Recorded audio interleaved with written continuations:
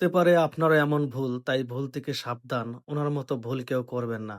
উনি বুঝে উঠতে পারতেছে না উনি আসলে কি করবে।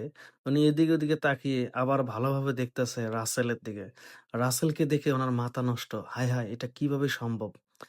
উনি আসলে মূলত স্বামীর সাথে রাগ করে বাবার বাড়ি চলে গিয়েছিল। বাবার বাড়ির লোকজন আবার তাকে বুঝিয়ে স্বামীর বাড়ি পাঠাচ্ছে। তার একটাই অভিযোগ, তার স্বামী সবসময় তার খোঁজ খবর নেয় না। তার স্বামী তাকে দেখভাল করে না। এমনকি স্বামী-স্ত্রীর যে একটা ভালোবাসা সেইটাও নাকি পূরণ করতে পারে না তার স্বামী। এই দুঃখে গিয়েছে। কিন্তু আজকে যখন বাসায় এসে দেখলো তার দেবর এইভাবে শুয়ে রয়েছে, তার মনের মধ্যে একটাই প্রশ্ন, যাই হোক, আমার স্বামী না পেলে কি হবে? রাসেল তো আছে।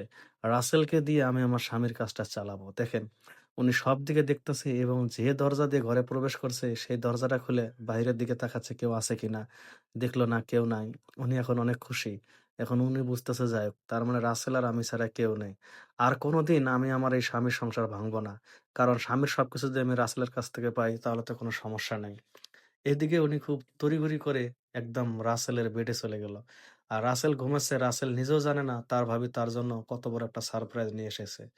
তার ভাবির ধারণা একটাই, আমি এদিকে ওইদিকে যখন যাই, ওয়াশরুমে যাই বা দেখা যাচ্ছে আমি কাপড়-চোপড় চেঞ্জ করে এদিকে ওদিকে গেলে দরজা একটু খোলা থাকলে রাসেল আমার দিকে ভুলকি মেরে দেখে।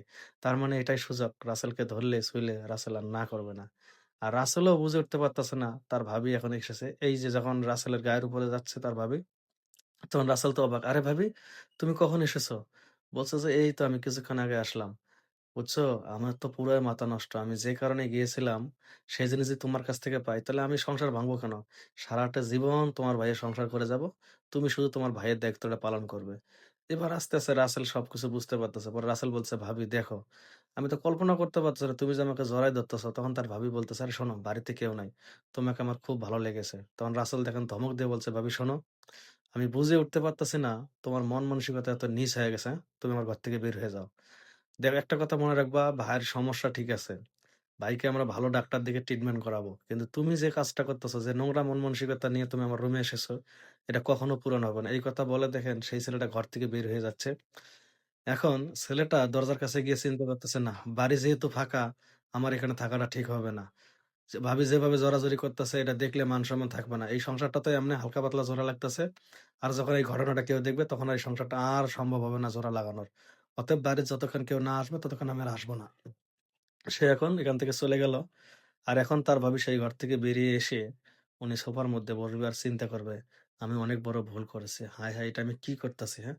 আমার স্বামীর আমানত কেমনে আমি খেয়ানত করতেছি আমার দেবরকে দিয়ে। না, আমার স্বামী যা আছে এটাই আমার কাছে অনেক কিছু। এই যে আমি হাত ধরতেছি, কান ধরতেছি, আমি আর জীবনে এই ধরনের কাজ করব না। ছি, ছি! আমার দেবর যে আমাকে সবসময় আমার ধারণাগুলা ভুল। সে সবসময় আমাকে ভালো চোখে তাকাইতো। আমি আজকে সেন বুঝতে পারলাম। নইলে তো আমার মনে একটা ভুল ধারণা থাকতো।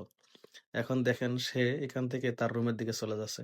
ভাই, ভিডিওটা ভালো লাগলে প্লিজ শেয়ার দিবেন। এখান থেকে অনেকজনে বুঝতে পারবে যে আসলে মানুষকে সবসময় খালি চোখে বিচার করলে ঠিক না। আল্লাহ হাফেজ।